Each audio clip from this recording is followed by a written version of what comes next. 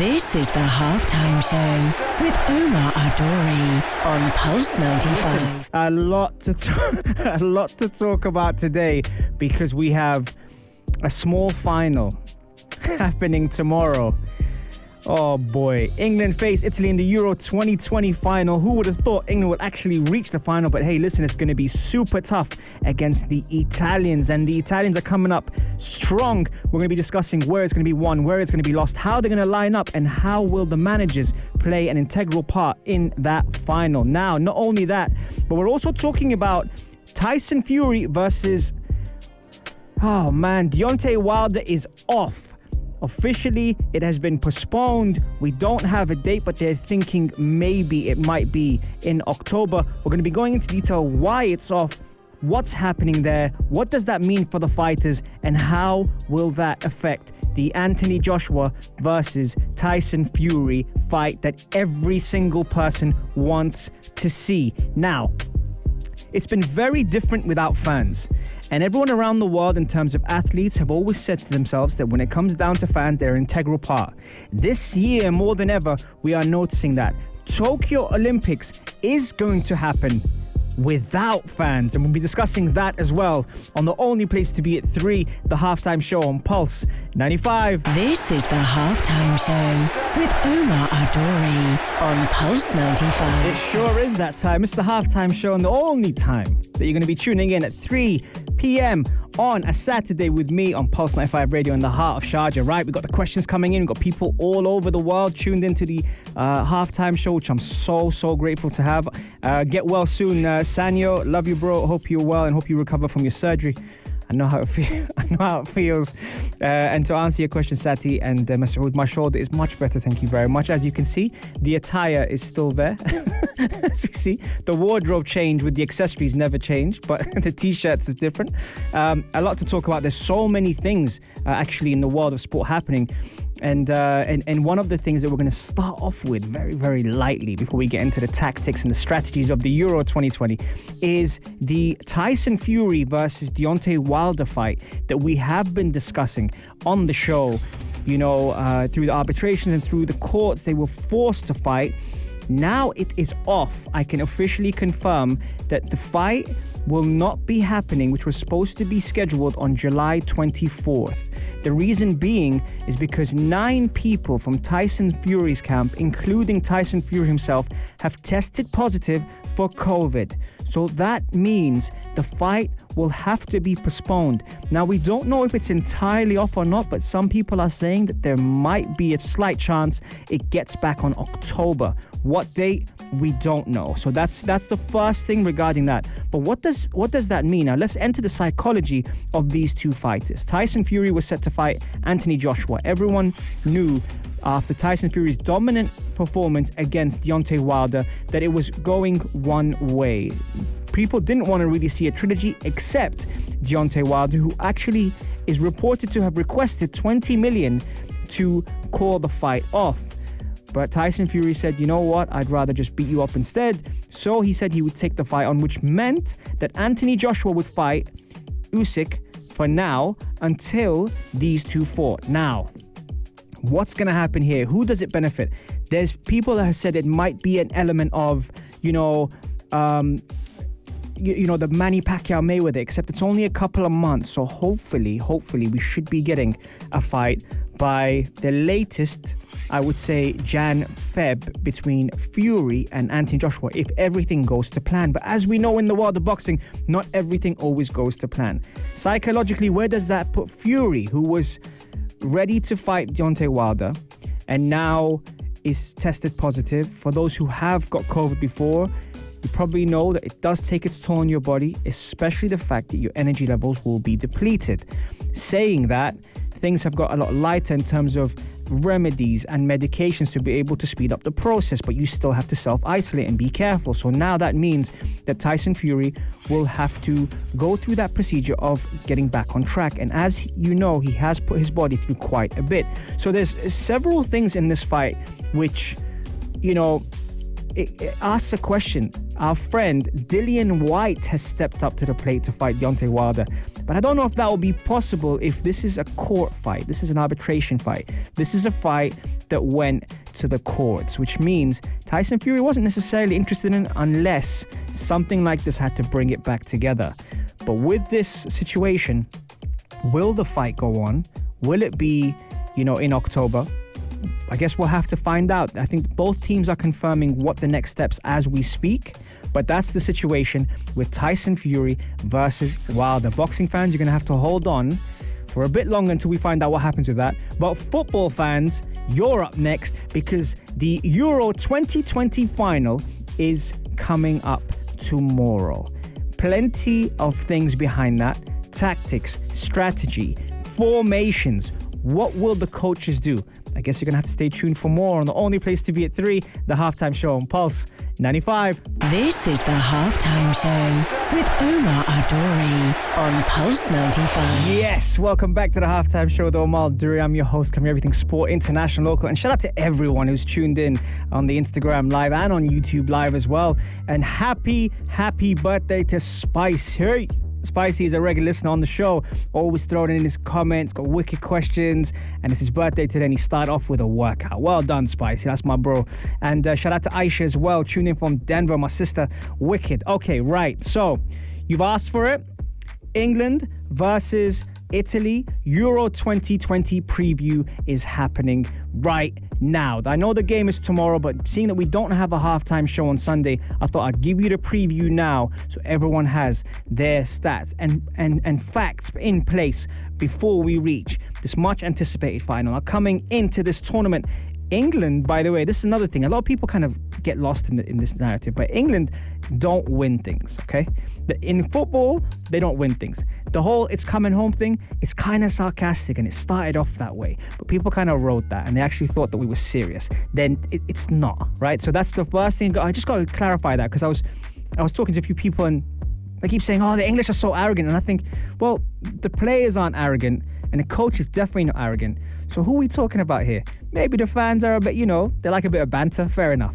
But when they come up against the Italians are really, really tough. And coming into this tournament, you're going to have to face probably the best performing team offensively in this tournament thus far. They came out of their group smashing Wales, Switzerland and Turkey in dominant fashion, getting 9 points out of 9 and actually getting 7 goals in and not actually conceding any when it came down to the group stages. Now, saying that, the opposition that they came up against, and this is what sometimes annoys me about like certain fans that say, oh, well, who did they play?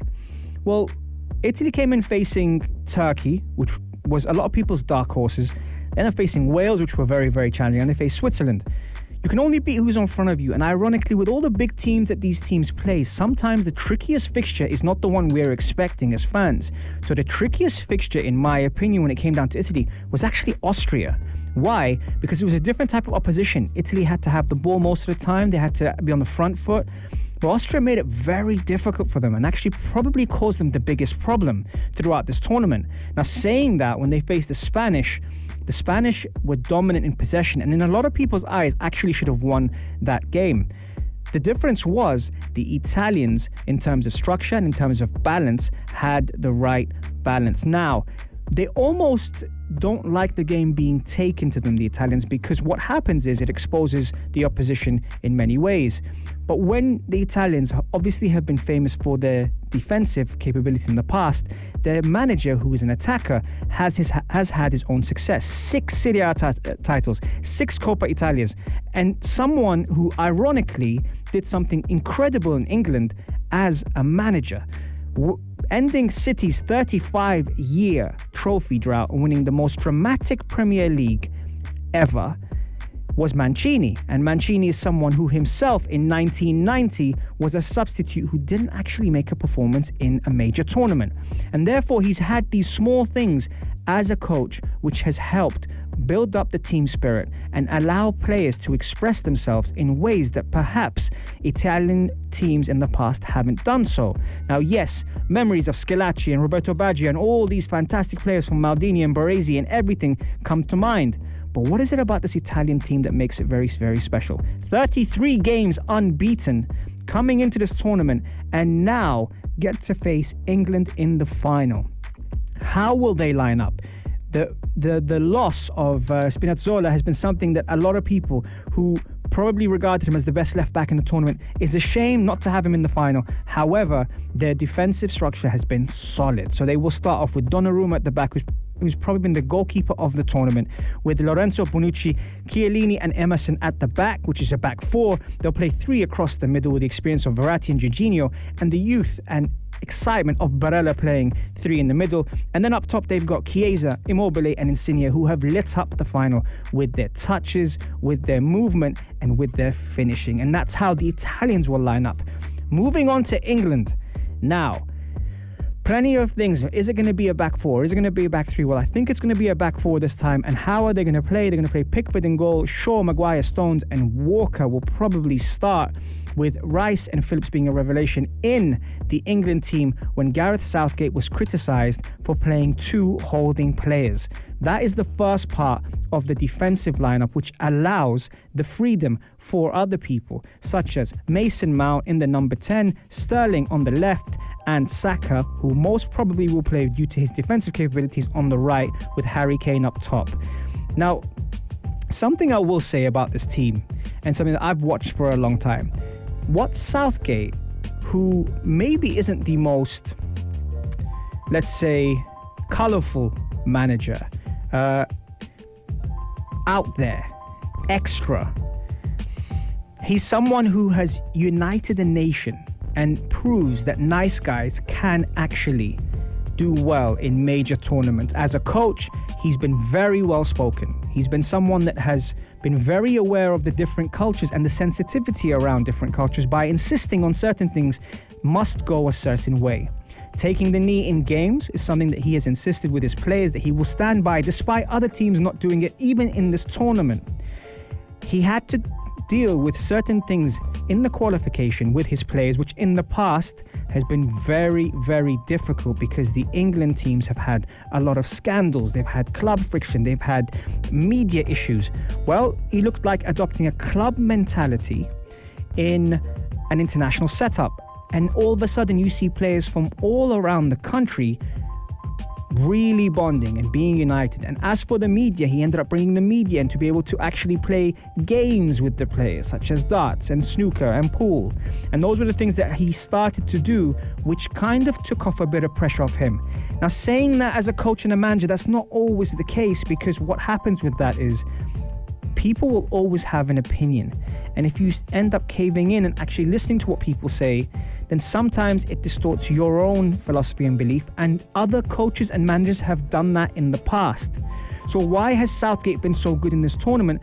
Because in the first game, he played Kieran Trippier on the left of, who naturally is a right back, to help support Mings in terms of experience, and it worked.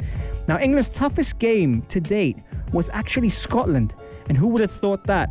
But most of the times people ignore the fact that obviously they've beaten the Germans and the Ukrainians and done pretty well in their group, finishing top of a group that had Croatia, Czech and Scotland. After 3 games, they won 2, drew 1 and didn't concede a single goal.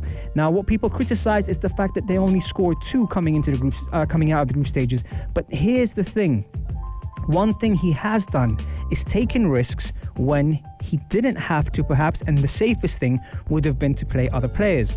Taking risk on someone like Saka when you have established internationals like Jadon Sancho, who plays in Dortmund, and probably even Marcus Rashford there, who would probably take his place. And on that day, Saka got man of the match. So see, all these factors that England have actually done has come from their manager and their coach, who has stood strong with what he believes in and not what the fans believe in. So there was something that he did in that. Sterling was criticised coming into this tournament for not doing well for his club. He stuck by him, and Sterling has single-handedly carried England despite Harry Kane's recent success. So the psychology behind this team has been very, very different, and what he has done is given them the time to relax and enjoy themselves away from football when it comes down to bonding and being together. So that's what I think in terms of how both teams manage. Now, where will the game be won? The game will be won by the squad. And as we know, international tournaments are squad games. Both teams are very good defensively, and both teams have creative players. But what will be the difference is perhaps substitutes who can come off the bench to make a difference if the game is very, very tight, and if needed, let's see who makes the first move. Will Harry Kane last the whole 90 minutes? If he does, then that might be one thing. But if he doesn't, which we're expecting in terms of how much football these players have played, if he doesn't last the whole game, then will that be an opportunity for players like Marcus Rashford? Or will Sterling be brought into the middle as a false number 9, giving the opportunity for Grealish to be able to play off the left? Now, the one thing I will say in terms of this, and we're going to end up the segment, is it all comes down to how brave the players are, how disciplined they are. We all know how good the Italian defence are going to be in Bonucci and Chiellini. But players like Mason Mount, who are yet to shine in this tournament in terms of assists, in terms of goals, this might be set up perfectly for a player like that. Because if not, then someone like Grealish or Foden can come on and change the game. What's the score going to be? 4215 Itasalat Odu. Send in your predictions to me and I will announce them on the show. We'll take a quick break right now. Different strokes from Lotto Ash from the UK. Enjoy, folks. I'll see you in a bit. This is the Halftime Show with Omar Adori on Pulse 95. Sure is that time. It's the Halftime Show with Omar Adori. I'm your host, cover everything sport, international, local. Man, the comments were flying in during the break. I was like reading them, answering them back. Happy birthday, Spicy, one more time, who's one of our avid listeners as well. If you're just tuning in and you missed the first 2 segments of the show, don't worry, you can catch all of the podcasts on Apple, Spotify, SoundCloud, or even if you prefer a visual, head over to the YouTube channel, Pulse 95 Radio. And we got some wicked guests there as well on different episodes on the Halftime Show. Right, okay, so we spoke about Tyson Fury versus Deontay Wilder. That has been called off, at least postponed for now, maybe in October. We've spoken about England and Italy in the final of the Euro 2020 in depth. If you did miss that segment out, head back and check that out. And now we're talking about the power that the fans have had, and also looking at a couple of events that have been happening now in sport. One thing that is very, very evident is the fact that fans have played a huge part. I think one of the reasons why the Euros was so successful is the fact that fans have been allowed back in the stadiums. However, in Copa America, for example, in Brazil, fans have not been allowed to attend the games. And people have said that's why the viewership, that's why the support of Copa America has been quite low compared to the usual. And everyone is talking about Lionel Messi versus Neymar, Brazil versus Argentina. Will he win his first trophy in Copa America? That's going to be at 4 a.m. UAE time, by the way, if you're going to be checking that out. I know Ibrahim he's a Messi fan. He's talking about that as well. That's one thing. And then you look at the Tokyo Olympics. So everyone's been wondering, having been pushed back, obviously, if the Tokyo Olympics will be going on or not. Now, Olympics is something that a lot of people look forward to. It's one of those events that even if you're not into the specific sport that people are going to be competing in, you have a look and see, people's dreams come true. But it's a very different time right now, and no fans, has brought the whole world together in the fact that they haven't been allowed to go into stadiums. But because of that, people have gone hand in hand in trying to celebrate how these events have brought nations together. So whether it's the Tokyo Olympics or the Copa America or the Euros, people have celebrated together, people have had good times together. Seeing the Eriksson situation unfold for Denmark when the player had a heart attack on the pitch, and seeing the way the fans, the officials, the teammates, the families, the players, the support, social media actually was a very, very positive thing at that time. Everyone was waiting to try and see if he's okay, if he's going to make it through. And thankfully he did. And one of the things actually that was so incredible about that whole situation was the fact that he did get through it. And the first thing we were waiting for, and I'm sure a lot of people went over to his social media to see if anyone had updated, the first thing we were looking for is the thumbs up by Christian Eriksen. And as soon as we got that, I think life resumed for a lot of people. And that's the beauty of sport and actually the positive side of social media. But with the Tokyo Olympics going on with no fans, that starts to spring a surprise on how the athletes will compete. What's their mindset? A lot of people perform better without the pressure of fans, but some people obviously having their own families and having their friends watching them in the stadiums really give them that push. So that's where we have to kind of look at the narrative and see how these things unfold is down to the mindset of the athletes, the psychology of the coaches and expectations, especially with no fans. We see how it's been for Copa America, for example. Colombia beat Peru 3-2 in the morning, the third and fourth place. And at 4 a.m., you're going to see Brazil versus Argentina. What kind of match will that be, especially without fans? When you get the adrenaline and you go in for a tackle, hopefully it's going to be a football match, because we know how the Brazilians and Argentinians are rivals.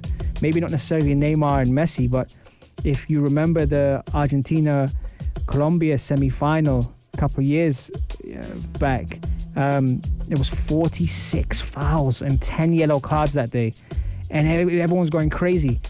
But this is going to be a very, very different game, and I look at that, and I even ask some of the athletes that compete and how their mindset has changed since fans were allowed back in the stadium, and you get different type of things. Who's that asking me a question now? If Saka scores the winning goal, will you dump Man United at Rashid? There's so many people on here sending messages. Imagine Saka scores the winning goal. What will your reaction be, Omar? Oh man. I just want England to win. I don't really care. A lot of people are actually saying that Italy are favourites to win, and rightfully so. Obviously, they are the favourites coming in, so people are quite confident that Italy will come up, on top. It's now or never for the birthday boy, and it's now or never for Messi and Rashid. There's another question here. Hold on, let's have a look. On a different topic, Brazil or Argentina, and will Messi finally win with Argentina? You know what? I actually think, to answer your question, Rashid, I actually think yes. I think Argentina will just shade it. I know Brazil are a good team. I've seen their lineup. I've seen the way they're playing. Obviously, Richarlison, Everton, and Neymar, Firmino, all these players are big players. But I think Argentina will just do it. Even though Brazil are on home soil, there's no fans. And I think if the fans were there, it might be very, very different. What else do I have here? I've got another question here. Hold up.